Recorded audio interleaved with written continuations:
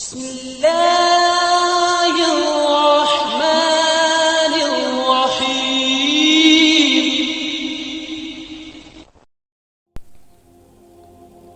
السلام علیکم ناظرین. دوستو، جب سے ارطغرل غازی سیریل ہمارے سامنے آیا ہے تب سے ہر بندہ یقیناً ارطغرل غازی کے بارے میں بہت کچھ جان چکا ہے، اور یہی وجہ ہے کہ ارطغرل غازی کے بیٹوں کے ذریعے سے جو سلطنت قائم کی گئی تھی یعنی سلطنت عثمانیہ، اس کے بارے میں بھی آج ہر کوئی جاننے کے لیے بڑا بے تاب ہے. لہٰذا ہم نے سلطنت عثمانیہ یعنی جسے ہم عثمان امپائر کے نام سے بھی جانتے ہیں، اس کی پوری سیریز شروع کی ہے، جس سیریز میں ہم آپ کو تمام سلطانوں کے بارے میں ایک ایک کر کے بتا رہے ہیں.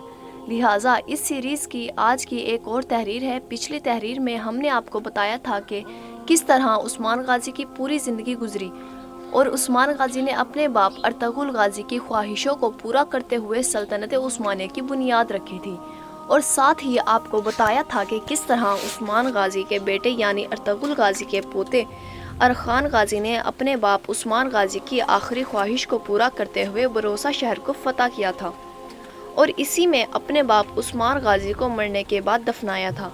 تو آج کی اس تحریر میں ہم بات کریں گے ارخان غازی کے بارے میں. اگر آپ نے ہماری اس سیریز کی عثمان غازی کی سٹوری نہیں پڑھی تو آپ پروفائل پر جا کر پڑھ سکتے ہیں. ارخان غازی ارطغرل غازی کے پوتے اور عثمان غازی کے بیٹے تھے.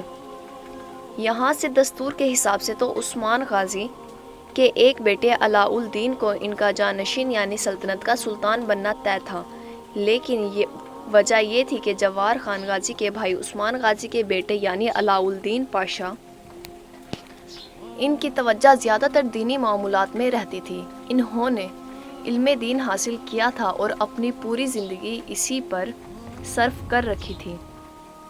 لہٰذا ان کو ذرا برابر بھی حکومت اور سلطنت کی طرف توجہ نہیں تھی. یہی وجہ رہی کہ عثمان غازی نے اپنے دوسرے ارخان غازی کو اپنا جانشین بنایا، یعنی سلطنت کا سلطان بنایا. چونکہ ارخان غازی بہادری، عقلمندی اور ہوشیاری میں اپنے دادا ارطغرل غازی اور اپنے باپ عثمان غازی سے ذرا برابر بھی کم نہیں تھے. وہ بالکل بہادر اور عقلمندی میں ویسے ہی تھے جیسے ان کے باپ عثمان غازی اور ان کے دادا ارطغرل غازی ہوا کرتے تھے. علاء الدین پاشا یعنی عثمان غازی کے بیٹے جنہیں سلطان بننا تھا، وہ اپنی ہی مرضی سے نہیں بنے تھے. انہی کو ارخان غازی نے اپنا جانشین یعنی اپنا وزیر منتخب کیا. علاء الدین پاشا ہی وہ شخص تھے جنہوں نے سلطنت عثمانیہ کا سب سے پہلا آئین بنایا، اور انہوں نے ہی عثمان غازی کے نام کے سکے پوری حکومت میں منتخب کر دیے تھے.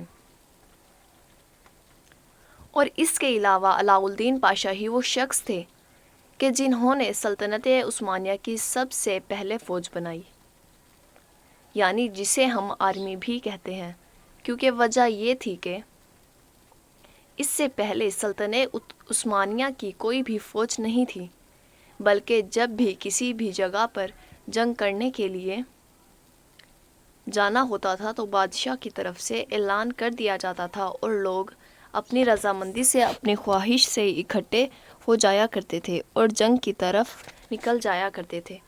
اور جنگ فتح ہونے کے بعد جو بھی مال ملتا تھا وہی ان کا معاوضہ یعنی ان کی تنخواہ ہوا کرتی تھی. اس کو آپس میں بانٹ دیا جاتا تھا. لیکن علاء الدین پاشا نے دنیا کی سب سے پہلی تنخواہ دار فوج کا نظام بنایا، اور اس کے بعد خیر الدین پاشا کے جس کے نام سے ترکی نے بار بروسلر نامی ایک سیریل بنائی، اس وزیر کی خواہش پر سلطنت عثمانیہ نے ایک ایسی اسپیشل فورس تیار کی تھی جسے ہم دنیا کی سب سے پہلی اسپیشل فورس بھی کہہ سکتے ہیں. اس فورس کے ذریعے سے سلطنت عثمانیہ کی فتح کا جو سلسلہ تھا وہ سیلاب کی طرح تیز ہو گیا. دن بدن بڑے سے بڑے علاقے فتح ہوتے چلے گئے. چونکہ یہ کوئی عام فوج نہیں تھی بلکہ اس کو بڑے ہی باریکی سے ٹرین کیا جاتا تھا. اس فوج کو تیار کرنے کا طریقہ یہ تھا کہ سلطنت عثمانیہ کی پوری سلطنت سے 12 سے 10 سال کے ان بچوں کو چنا جاتا تھا جو دماغی اور جسمانی طور پر بہت زیادہ خوب مضبوط ہوا کرتے تھے، اور پھر انہیں دینی تعلیم دی جاتی تھی اور ان کے دلوں کو ایمان سے منور کیا جاتا تھا، اور انہیں ایسی ٹریننگ دی جاتی تھی کہ وہ جنگوں کے بڑے بڑے میدان میں بھی کسی سے ہار نہ سکے، لہٰذا اس طرح ہر سال 1000 بچوں کو تیار کیا جانے لگا۔ دیکھتے ہی دیکھتے کچھ ہی سالوں میں سلطنت عثمانیہ کی فوج اتنی عظیم فوج بن کر ثابت ہوئی کہ بڑے سے بڑے دشمن ان کے سامنے آنے سے کتراتے تھے، اور خان غازی نے اپنی سلطنت کے پہلے ہی سال یعنی 1326 میں بروسا شہر کو فتح ہونے کے چند ماہ بعد ہی عیسائیوں کے ایک بڑے شہر جسے آج ہم ازمیت کے نام سے جانتے ہیں اس کو بھی فتح کر لیا تھا، اور پھر 1330 میں جسے آج ہم ازمیر شہر کے نام سے جانتے ہیں اس کو بھی فتح کر لیا تھا۔